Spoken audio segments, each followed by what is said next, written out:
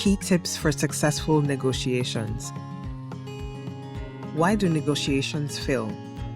Is it because the issues being negotiated are too difficult and cannot be resolved? Sometimes this may be the case, but more often than not, negotiations fail because of some basic mistakes that are made by the negotiators.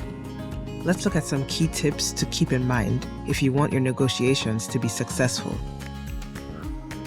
Number 1. Do not start to negotiate before you are ready. This means that you should have a good understanding of all the issues, the negotiation strategy that you are going to use, and what your desired outcome is.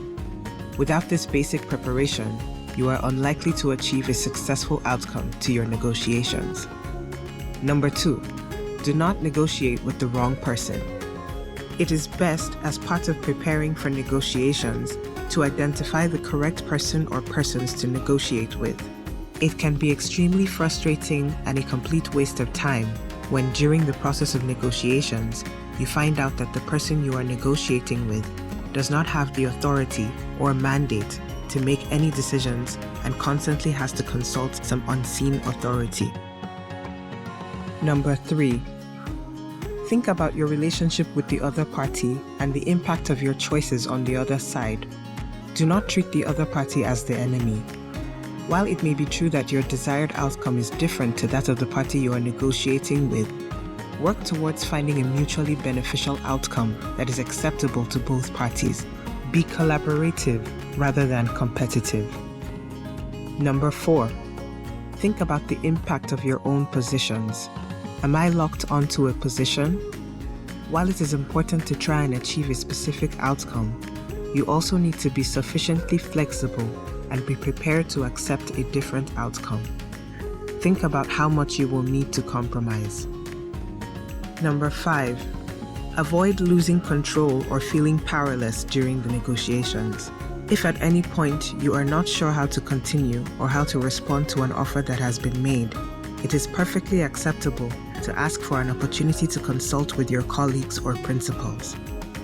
Don't put yourself in a position where you regret agreeing to something when you haven't had the opportunity to think about it properly. Number 6. If you have specific goals or limits, bottom line positions, do not simply make demands.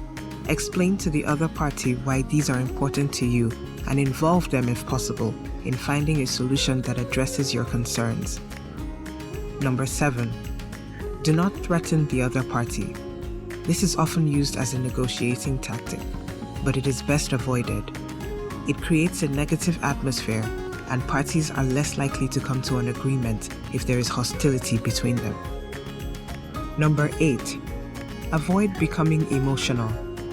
While it is perfectly acceptable to tell the other party when you're upset or angry about something, do so diplomatically.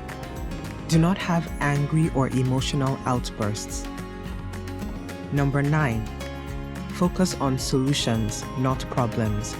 While it is important to work towards a common understanding of the problems or issues, do not get stuck.